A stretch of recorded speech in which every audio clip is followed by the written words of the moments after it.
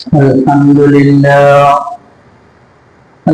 لله وكفى وسلام على عباده الذين اصطفى أرسله بالحق بشيرا ونذيرا وداعيا إلى الله بإذنه وسراجا وقمرا منيرا. أما بعد فأعوذ بالله من الشيطان الرجيم. بسم الله الرحمن الرحيم. إذا زلزلت الأرض زلزالها وأخرجت الأرض أثقالها وقال الإنسان ما لها يومئذ تحدث أخبارها بأن ربك أوحى لها. وقال رسول الله صلى الله عليه وسلم: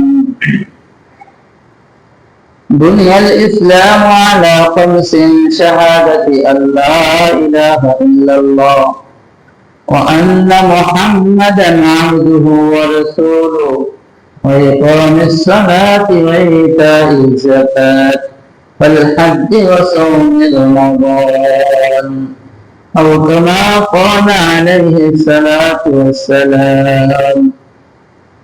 الحمد لله। আল্লাহ পাকের লাখ কোটি শুকরিয়া যে রব্বে কারীম আমাদেরকে দুনিয়ার সমস্ত কাজ থেকে ফারেক করে একমাত্র আল্লাহকে সন্তুষ্টি করার উদ্দেশ্যে জুমার দিন আল্লাহর ঘরে এসে বসার তৌফিক দান করেছেন।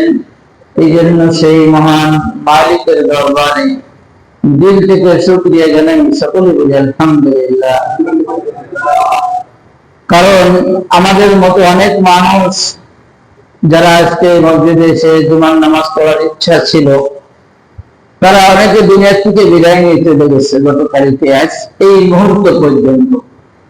আবার কেউ অসুস্থ হয়ে হাসপাতালে বেডে শোয়া আছে, বিভিন্ন অসুবিধার মধ্যে আছে। আল্লাহ পাক আমাদেরকে সবকিছু থেকে হেফাজত করে যে আল্লাহর ঘরে এসে বসার তৌফিক দান করেছেন, এটা আল্লাহর দয়াই ছাড়া আমাদের কারোর ক্ষমতায় পাই নাই। ঠিক না বেঠিক? আল্লাহ দয়া করে মায়া করেই তিনি আমাদেরকে তার ঘরে আসার মতো বসার মতো তৌফিক দিয়েছেন। এই জন্য যখন কোন নিয়ামত আসে সামনে, তখন সেই নিয়ামতের শুকরিয়া আদায় করা দরকার, আদায় করা জরুরি। আর আদায় করলে লাভ আছে। আল্লাহ বলেছেন ওই নিয়ামত আমি বাড়াতেই থাকবো বলেন সুবহানাল্লাহ। তো আল্লাহ রাব্বুল আলামিন আমাদেরকে তার ঘরের মেহমান হিসেবে কবুল করেছেন। এটা আমাদের অনেক বড় দয়া। আল্লাহ আমাদের উপরে ভালোবাসার প্রমাণ। আল্লাহ যে আমাদেরকে ভালোবাসে তার প্রমাণ হচ্ছে আল্লাহর ঘরে এসে বসার মতো সুযোগ তিনি আমাদের করে দিয়েছেন। ঠিক না বেশি? এই জন্য কিয়ামতের দিন যখন মানুষ উঠবে আল্লাহর দরবারে, যখন কিয়ামত কায়েম হয়ে যাবে, সেদিন মানুষের বিভিন্ন ভাবে অসহায় হয়ে পড়বে। একটা নেকির জন্য দাঁড়িয়ে দাঁড়িয়ে ঘুরতে থাকবে। তো কেউ কারোর পরিচয় দিবে না। কোরআনের মধ্যে আছে ছেলের পরিচয় মা দিবে না, মার পরিচয় ছেলে দিবে না, কেউ কারোর পরিচয় দিবে না, ভাইয়ের পরিচয় দিবে না, বোন ভাইয়ের পরিচয় দিবে না। এমন একটি সময় আসবে, এমন একটি মুহূর্ত আসবে, কেউ কারোর পরিচয় দেওয়ার সুযোগ থাকবে না, সময় থাকবে না। যার যার নাফসি করতে থাকবে যে আমার কি হবে, আমি কি করে বাঁচতে পারি, আমার কি ফয়সালা হবে, এই নিয়েই সবাই ব্যস্ত থাকবে। ঠিক না বেঠিক?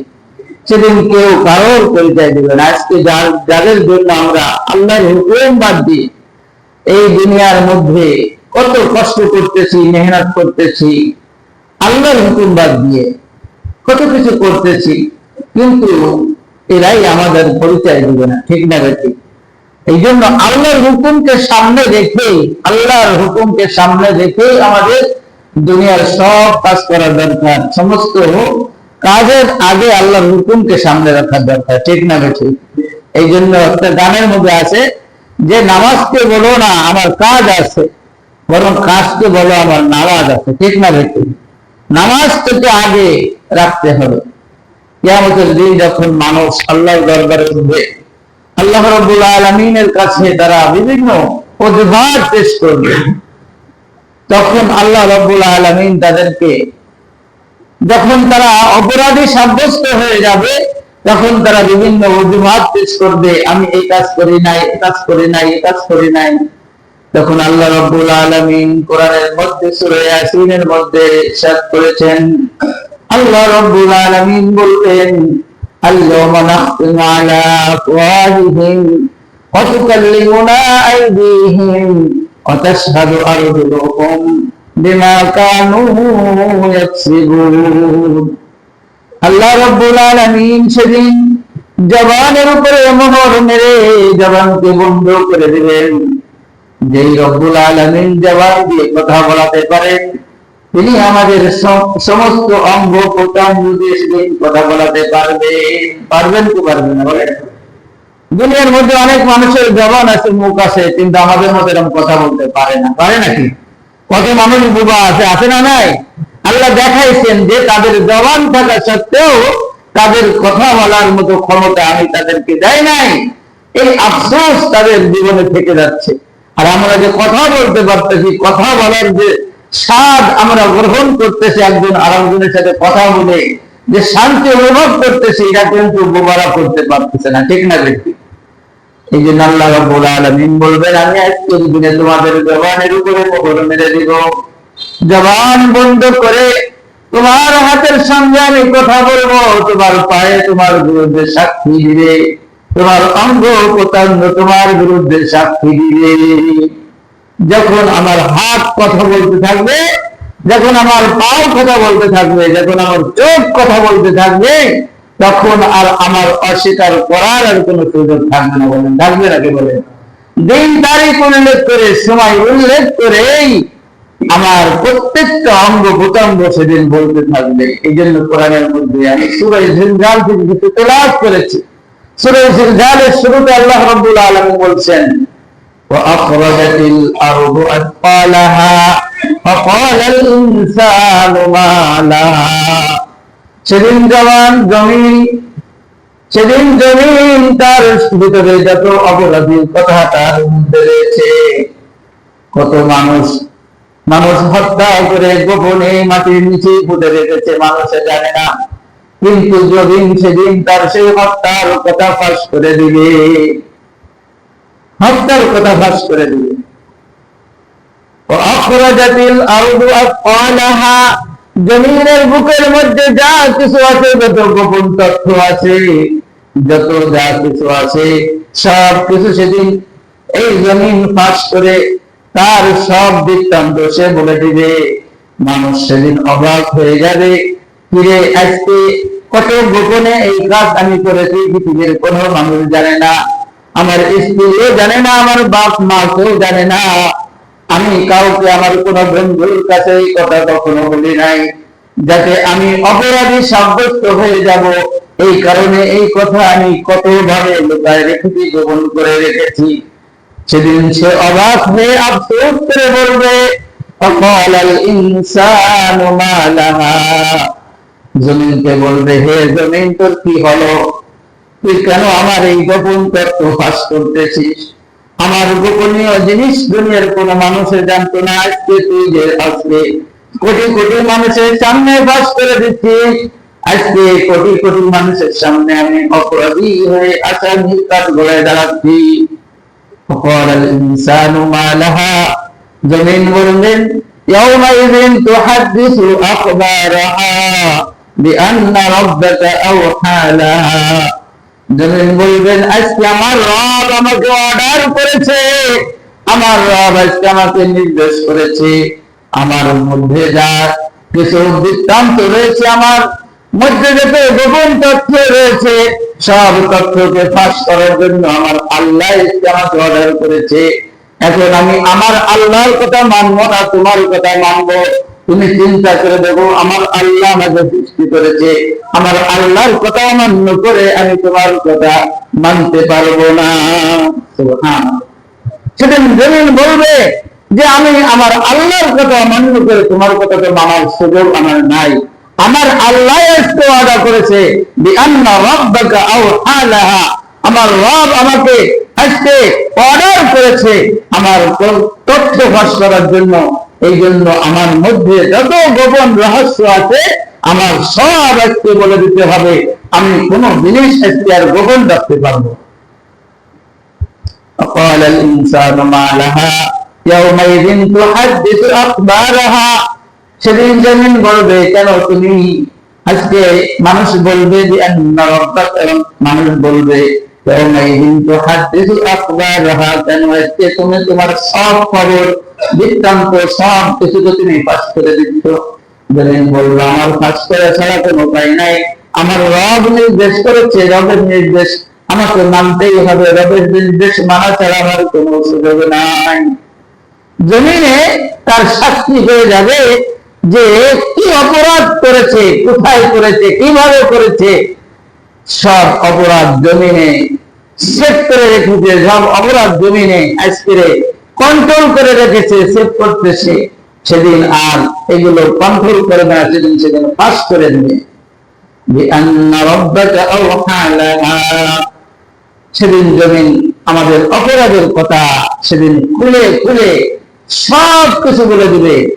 অনেক অপরাধ এমন আছে যে আমরা কখনো অপরাধই মনে করি নাই, মানুষের সম্পদ নিজের সম্পদ মনে করেছি, মানুষের সম্পদ নিজের সম্পদ মনে করে সেটাকে ব্যবহার করেছি। জমিন সেদিন আমার সেই অপরাধের কথা ধরিয়ে দিবে, সেদিন আমাকে আসামির মতো দাঁড়ায় থাকতে হবে, আসামির কাজ করা। এক নম্বর প্রমাণ জমিন বলে দিবে, দুই নম্বর প্রমাণ আমার অঙ্গ প্রত্যঙ্গ সেদিন আল্লাহর সামনে সাক্ষী দিয়ে দিবে। فقالوا لجلودهم لما شهدتم علينا قالوا أنطقنا الله الذي أنطق كل شيء। আল্লাহ বলছেন সেদিন আমার গায়ের চামড়া পর্যন্ত, গায়ের এই যে ত্বক, আমার সব কিছু, আমার চামড়া আমার বিরুদ্ধে সাক্ষী দিবে, আমার অঙ্গ প্রত্যঙ্গ আমার বিরুদ্ধে সেদিন সাক্ষী দিবে। দুই নম্বর প্রমাণ আমার সব কিছু সাক্ষী হয়ে যাবে। তিন নম্বর প্রমাণ হিসেবে আল্লাহ রাব্বুল আলামিন কিয়ামতের দিন কায়েম করবেন, ইকরা কিতাবাকা কাফা বিনাফসিকাল ইয়াওমা আলাইকা হাসিবা। আল্লাহ রাব্বুল আলামিন দুই ঘাড়ে দুই ফেরেশতা নির্ধারণ করে দিয়েছেন। সম্মানিত দুই ফেরেশতা আমাদের দুই ঘাড়ের মধ্যে আল্লাহ নিযুক্ত করে দিয়েছেন, যাদেরকে আল্লাহ রাব্বুল আলামিন কোরআনের মধ্যে বলেছেন কিরামান কাতিবিনা ইয়ালামুনা মা তাফআলুন। দুই ঘাড়ে দুই ফেরেশতা নিযুক্ত করা রয়েছে, একজনে আমাদের নেকি লিখতেছেন, আর একজনে বদকাজ, যে সমস্ত খারাপ কাজ রয়েছে এই সমস্ত লিখতেছেন। এই দুই ফেরেশতা সেদিন আল্লাহর দরবারে যা যা লিখতেছেন সময় উল্লেখ করে সব কিছু সেদিন আল্লাহর দরবারে পেশ করে দিবে। কত সিআইডি তথ্য, কত গোপন তথ্য, শ বছর আগের তথ্য সিআইডিদের কাছে এখনো রয়েছে, হেফাজত রয়েছে। কত আগের জিনিস ভিডিও এখন দেখা যায়। মানুষের তৈরি করা জিনিস যদি এখনো প্রযুক্তি যখন এভাবে আমাদেরকে দেখাচ্ছে যে ভিডিও করে কত শত শত বছর আগের জিনিস এখন কেমন যেন এই মাত্র ঘটতেছে, এরকম ভাবে দেখাচ্ছে, ঠিক না বেঠি? মানুষের প্রযুক্তি যদি এত কিছু করতে পারে, যে মানুষকে মহান মালিক সৃষ্টি করেছেন তার প্রযুক্তি কত কঠিন, তার প্রযুক্তি কত মহান, সেই প্রযুক্তির কথা আমাদের ব্রেন দিয়ে আমরা চিন্তা করেও কখনো কল্পনা করতে পারবো না। তার প্রযুক্তি কত নিপুণ, তার প্রযুক্তি কত সুন্দর, তার সেই প্রযুক্তি ফেরেশতা সেদিন পেশ করে দিবে। পেশ করার পরে ফেরেশতারা আল্লাহর কাছে বলবে, আল্লাহ, যে আমরা এইভাবে যখন যেটা করেছে সব কিছুতে আমরা এভাবে উঠায় রেখেছি। যখন তার সামনে যখন পেশ করা হবে তখন সে বলবে লা ইউগাদিরু সগীরাতান ওয়ালা কাবীরাতান ইল্লা আহসাহা।